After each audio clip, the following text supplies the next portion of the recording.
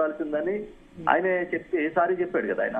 సాయంత్రం వరకు చెప్పలేదు, వాళ్ళ ఇంటి మీదకి దాడి జరిగేంత వరకు కాదు. ఒకటేంటంటే ఇందాకే అంబటి రాంబాబు గారు అమ్మాయి మాట్లాడి మీడియాలో చూశాను ఎక్కడో, జగన్ది తప్పుడు పుట్టుగా అని మాట్లాడాడు చంద్రబాబు నాయుడు గారు. ఆ రోజుల్లో ముఖ్యమంత్రి అయిన తర్వాత కూడా మాట్లాడాడు ఆయన. ఇప్పుడు పాతవన్నీ తెలుసుకుంటే అసెంబ్లీలో చంద్రబాబు నాయుడు సత్యమణి గురించి చేసిన కామెంట్స్ కంటే నీచమైన కామెంట్స్ ఇంకా వేరే ఉండవు. భారతి మేడం గురించి అది చాలా తప్పు అండి, మేము అందరం ఖండిస్తాం. అలా చేయడం అనేది చాలా తప్పు. అలా చేయడం వల్ల మీ మీద కూడా ఇంపాక్ట్ పెరిగింది కన్నబాబు గారు, లేకపోతే మీరు గెలిచేవాళ్ళేమో. అలాంటివి మాట్లాడకూడదు, చెయ్యకూడదు అనే దానివల్ల మీ మీద కూడా ఇంపాక్ట్ జరిగింది, మీరు అంతా గెలిచేవాళ్ళేమో. కాదండి, నేను కూడా అలాంటి వాటికి సమర్థించే వ్యక్తిని కాదు. సంస్కారంగానే ఉండాలి రాజకీయాలు సంస్కారయుతంగా ఉండాలని కోరుకునే వాళ్ళు నేను కూడా ముందు భాగంలోనే ఉంటా. నేనేం చెప్తున్నానంటే అన్ని చోట్ల కూడా వాడే భాష కానీ, సోషల్ మీడియాలో యాక్టివిస్టులు కానీ, ఆ సోషల్ మీడియా విభాగాలు కానీ వాళ్ళ చేస్తున్న వ్యక్తిత్వ హననాలు గాని ఏ స్థాయికి వెళ్ళిపోయినాయి అని అంటే పడేవాడికే బాగా తెలుస్తుందనే స్థాయికి వెళ్ళిపోయింది. ఇవాళ ఆ స్థాయికి దాటి వచ్చి ఇల్లు తగలబెట్టుకునే స్థాయికి, ఆఫీసులు తగలబెట్టే స్థాయికి, కార్లు తగలబెట్టే స్థాయికి వచ్చి ఇవాళ మనం ఎక్కడున్నాము. ఒకప్పుడు 25 ఏళ్ల క్రితం బీహార్ లాంటి జరగడం వినేవాళ్ళం అంటే ఇవాళ ఈ రాష్ట్రంలో జరుగుతున్నాయి. ఇప్పుడు మొన్నేమో అంబటి రాంబాబు గారు జరిగిన రోజున తర్వాత నిన్నటి వరకు ఇవాళ ఉదయం వరకు చంద్రబాబు నాయుడు గారు ఎందుకు బయటకు వచ్చి ప్రభుత్వ అధినేతగా లేకపోతే ఒక హోంమంత్రిగా, ఆ హోంమంత్రి గారు కానీ నిన్న రాత్రి ట్వీట్ చేశారు కదా, కాదండి డీజీపీ గారు కానీ ఎందుకు ఇమీడియట్ గా మొన్న జరిగినప్పుడు బాధ్యుల మీద యాక్షన్ తీసుకుంటామనో లేకపోతే దీన్ని ఆపమనో డీజీపీని ఆదేశించారనో ఎందుకు చెప్పలేదు ఎక్కడ? మీరు చెప్పండి. నిన్న రాత్రి ట్వీట్ చేయడం కాదు, నిన్న రాత్రి ఎప్పుడు జరిగింది? జోగి రమేష్ గారు జరిగిందని ట్వీట్ చేశాడు. అంత ముందు ఎందుకు చేయలేకపోయారు? మొన్న రాత్రి జరిగిన ఇన్సిడెంట్ నిన్న పొద్దున ఎందుకు చేయలేదు చెప్పండి మీరే. అడుగుదా మనం రామానాయుడు గారు మాజీ ఎమ్మెల్యే జాయిన్ అయ్యారు. రామానాయుడు గారు ఇంత ఆలస్యమా? ఈ 2 ఏళ్లు పెట్టిన తర్వాత రియాక్షనా? అప్పుడు ఆ తర్వాత మీకు చట్టబద్ధ పాలన గుర్తొచ్చిందా? ఈరోజు అసభ్య పదజాలాలు అసెంబ్లీలో దొర్లాయి అంటే అది వైసీపీ పార్టీ అధికారంలోకి వచ్చిన తర్వాత మాత్రమే ఆ వ్యవహారం జరిగింది. చరిత్ర చూడండి. ఇప్పుడు ఏదో అంటున్నారు, ఇంట్ల మీదకి వెళ్ళి కాల్చడాలు, ఇంట్ల మీదకి వెళ్ళి ఏం మాట్లాడారో ఏం చేశారో అని అంటారు కదా. పార్టీ ఆఫీస్కి వచ్చి పార్టీ ఆఫీస్ ని ధ్వంసం చేసినటువంటి రోజు మర్చిపోయారా ఏంటి నాకు అర్థం కావట్లేదు. ప్రతిపక్ష నేత అయినటువంటి చంద్రబాబు నాయుడు గారికి జోగి రమేష్ వెళ్లి ఒక కార్యక్రమానికి మేము వెళ్తాము అని అంటే ఏదైతే పార్టీ వైఎస్ఆర్ పార్టీ చేసినటువంటి అరాచకానికి ఆఘాతానికి ఆ రోజు చంద్రబాబు నాయుడు గారు పరామర్శించడానికి వెళ్తామని అంటే పరామర్శించి కూడా వెళ్ళనివ్వకుండా మరి ఇంటి దగ్గరికి వెళ్లి జోగి రమేష్ ఇంటి మీదకి వెళ్లి నానా రకాలైనటువంటి యాగీలు చేసిన గుర్తు రావట్లేదా? రెండోది మేము మిమ్మల్ని అడుగుతున్నాం సార్, ఆ రోజు ఎవరు మాట్లాడారు సార్? వ్యక్తిగతంగా మాట్లాడిన మాటలు మేము చంద్రబాబు నాయుడు గురించి చరిత్ర కానీ లేదా తెలుగుదేశం పార్టీ చరిత్ర కానీ మీరు వైఎస్ఆర్ కాంగ్రెస్ పార్టీ పక్కన పెట్టి కాంగ్రెస్ పార్టీ ఎప్పుడు కూడా ఆ రోజుల్లో పెద్దవాళ్ళు కొద్దిగా ఈ రాజకీయంగా కొద్దిగా ఉద్దండులు ఉండేటువంటి వాళ్ళు ఎలా ఉండాలో అలాగ ఉండేవారు. కేవలం వైఎస్ఆర్ పార్టీ అధికారంలోకి వచ్చిన తర్వాత మాత్రమే ఈ రాష్ట్రంలో బూతులు పదజాలాలు అది కామెంట్ చెయ్యొద్దు. అధికారంలోకి మేము 19లో వచ్చాం, 14-19 మధ్య ఏం జరిగిందో ఒకసారి దిగండి. మీ అచ్చెన్నాయుడు గారు ఏం మాట్లాడారు, ఇతర నాయకులు ఏం మాట్లాడారు అసెంబ్లీ రికార్డ్స్ తీసి చూడండి. నాయుడు గారు చేయకూడదు. 2019లో మేము అధికారంలోకి వచ్చాం, 14 వ్యక్తిగతంగా ఒక్క వ్యక్తిని కూడా కాదు. అడుగుతా ఉన్నాం, వ్యక్తిగతంగా ఒక్క విషయం మాట్లాడిన సందర్భం లేదు.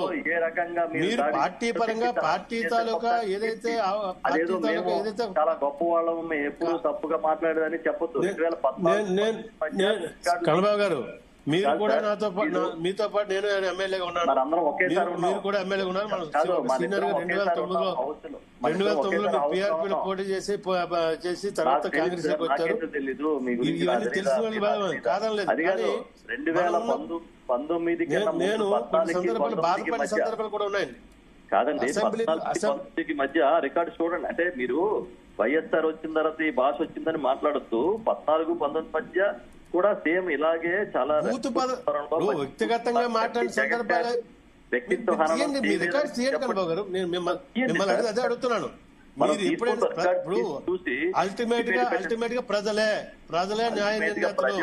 నేను మాట్లాడినా, మీరు మాట్లాడినా, మా పార్టీ మాట్లాడినా, మీ పార్టీ మాట్లాడినా రేపు ప్రజలే అల్టిమేట్ గా రాజకీయాల్లో రాజకీయ పార్టీలో పెట్టినప్పుడు నాయకుడు జగన్ గారిని ఏం మాట్లాడారు, మనం ఉండవలసింది జాగ్రత్త వహించింది మన దగ్గర, మీ దగ్గర నా దగ్గర కాదండి. మాట్లాడారు అవన్నీ మంత్రాలా? మరి చెప్పండి. మాట విన్నాను, మాట్లాడినామండి. ఇప్పుడు వైపులా తప్పు జరుగుతుంది నాయుడు గారు. కాదండి, ఇప్పుడు ఒక మంచి మాట అన్నారు కన్నబాబు గారు, రెండు వైపులా తప్పు జరుగుతుంది. ఒక్క నిమిషం అండి, కన్నబాబు గారు మాట్లాడుతున్నారు. కన్నబాబు గారు ఒక మాట మీరు చాలా మంచి మాట అన్నారు.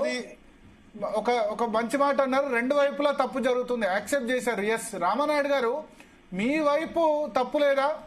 తప్పులేంది చంద్రబాబు నాయుడు నిన్న రాత్రి సీఎం ఎందుకు ట్వీట్ చేస్తారు, చట్టబద్ధ పాలన జరగాలి, టీడీపీ కార్యకర్తలు ఓపిక పెట్టాడని ఎందుకు చెప్తారు? మీ వైపు తప్పు జరిగింది కదా. కార్యకర్తలు చేసే పని వల్ల ఏ పార్టీ నష్టపోద్దని చెప్పేసి పెద్ద మనిషి చెప్తారు. కానీ ఇక్కడ వైఎస్ఆర్ పార్టీకి సార్ నా మాట మీ వాయిస్ ఇచ్చినప్పుడు నేను మాట్లాడలేదు.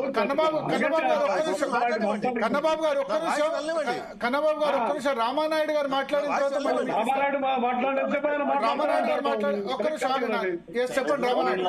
చంద్రబాబు నాయుడు గారు మా కార్యకర్తలు తప్పు చేస్తే సహనం పరిస్థితి అన్నారు. కానీ మీరు కార్యకర్తలు తప్పు చేస్తే, కానీ చంద్రబాబు నాయుడు మీద అసహనంగా అసభ్య పదజాలను మాట్లాడినటువంటి ఎమ్మెల్యేలని, మంత్రుల్ని జగన్మోహన్ రెడ్డి ఒక్క మాట అయినా మాట్లాడాడండి? ఒక్క మాట మేము అడుగుతున్నాం, ఎక్కడైనా ఒక్క దగ్గర ఖండించారా? చెప్పండి, ఒక్క దగ్గర ఖండించాడు ఆయన? చెప్పండి, నేను మాట్లాడతాను. అడుగుతున్నాను. ఇప్పుడు ఈ రోజు ఇప్పుడు ఉద్రేకం అనేది ఎక్కడ జరుగుతుంది తెలియదండి, మీకు తెలియదు, మాకు తెలీదు. నీ కార్యకర్తలు మీ మీద ఏదైనా ఇప్పుడు అంబటి రాంబాబు గురించి ఎంతమంది వచ్చారు కార్యకర్తలు, ఆయన మీద ఇష్టం వచ్చారు, ఆయన ఏం చేయడానికి వీల్లేదన్నారు. అలాగే ఎవరి నాయకత్వంలో వారి వెనకాల కార్యకర్తలు సడన్ గా ఏం చేస్తారో తెలీదు.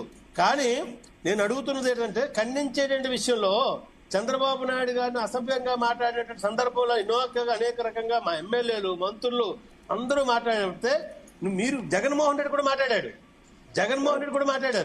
రాజశేఖర రెడ్డి అయితే ఆ రోజు మరి ఒక మాట అనేసారు, మీ అమ్మ కడుపును, మీ అమ్మ తల్లి కడుపును పశ్చాత్తాపడతా ఉన్నాడు.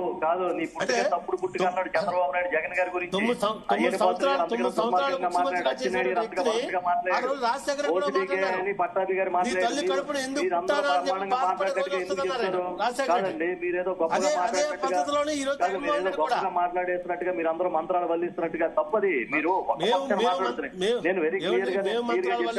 తప్పు జరిగితే మీరు వచ్చేదో మీరందరూ చాలా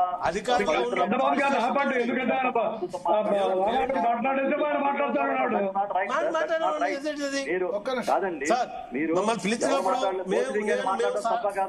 ఈ రోజే మాట్లాడుతున్నాను, ఈ రోజు అడుగుతున్నాను, మీరు మాట్లాడినప్పుడు ఒక్కసారి కూడా రామానాయుడు గారు ఒక్క నిమిషం. కన్నబాబు గారు, చంద్రబాబు నాయుడు గారు ఏం చెప్పారు? కన్నబాబు గారు ఒక్క నిమిషం. కన్నబాబు గారు రామానాయుడు గారు మాట్లాడిన తర్వాత మాట్లాడండి ఒక్క నిమిషం. డిబేట్ కి వచ్చిన తర్వాత మీరు ఏది పడితే అది మాట్లాడేసి మీరు చెప్పిన తర్వాత ఏమంటే నేను పెట్టాను.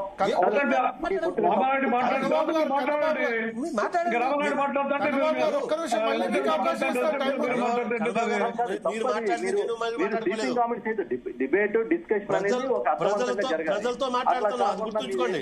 మాట్లాడాలంటే